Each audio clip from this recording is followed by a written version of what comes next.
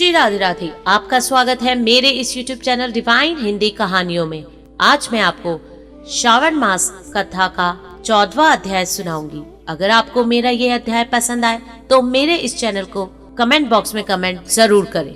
ईश्वर ने सनत कुमार से कहा, हे महामुने, श्रावण मास के शुक्ल पक्ष की पंचमी तिथि में जो करना चाहिए उसे मैं कहूँगा, उसे आप सुने। व्रत करने वाला एक बार चतुर्थी को भोजन करे। पंचमी तिथि में नत व्रत कर सोने या चांदी का नाग का निर्माण करे। काठ या मिट्टी की 5 फनों युक्त नाग देवता की प्रतिमा बनाकर पंचमी के रोज भक्ति द्वारा अर्चन करे। दरवाजे के दोनों ओर गोबर से फर्ण वाला सर्प बनाकर सविधि दधी तथा दूध से पूजा करे। करवीर, मालती, चमेली तथा चंपा के पुष्पों द्वारा रमणीय गंधा, अक्षत, धूप और दीपक से पूजा करे। ब्राह्मणों को पवित्र घी के लड्डू और खीर का भोजन कराएं। अन्यतः वासुकी, शेष, पद्नाम, कंबल, करकोटक, अक्षु, धृतराष्ट्र, शकपाल, काल्पिक तथा तक्षक इन नागों को कुलाधीप की हल्दी और चंदन से दीवाल पर लिखे तथा नाग माता कद्रू को भी लिखकर फूल आदि से पूजा करे। ज्ञानी जन नाग देवताओं का पूजन कर भरपूर घी, चीनी सहित दूध पिलाए। उस रोज लोही की कढ़ाई में कोई चीज ना बनाए।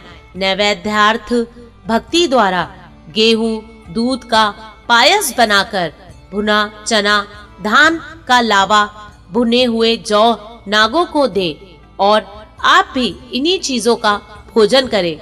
लड़कों को भी यही दे।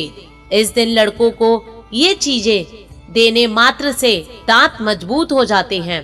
हे प्रिय, और भी सुने। हे महामुने, संसार के जीवों के कल्याणार्थ में मैं आपसे कुछ कहूँगा, उसे सुनो। हे वत्स, सर्प के दर्शन मात्र से मनुष्य की अधोगति होती है। तमोगुणी ही सर्प होता है, इसमें संयक्ष नहीं है। पूर्व विधि के द्वारा एक भुक्त आदि का नियम करे। पूजा कर इस तरह 12 महीने की शुक्ल पक्ष की पंचमी के रोज व्रत करे। साल की समाप्ति पर शुक्ल पक्ष की पंचमी के रोज फिर से पूजा आदि करे। नागों को भोजन के उद्देश्य से ब्राह्मणों तथा सन्यासियों को भोजन करा दे। जो प्राणी धन की कृपाणात त्याग कर नाग पंचमी का व्रत तथा अर्चन करता है, उस प्राणी के हितार्थ सब नागों के स्वामी शेष एवं वासुकी नाग भगवान श्री हरि से सदाशिव से हाथ जोड़कर प्रार्थना करते हैं।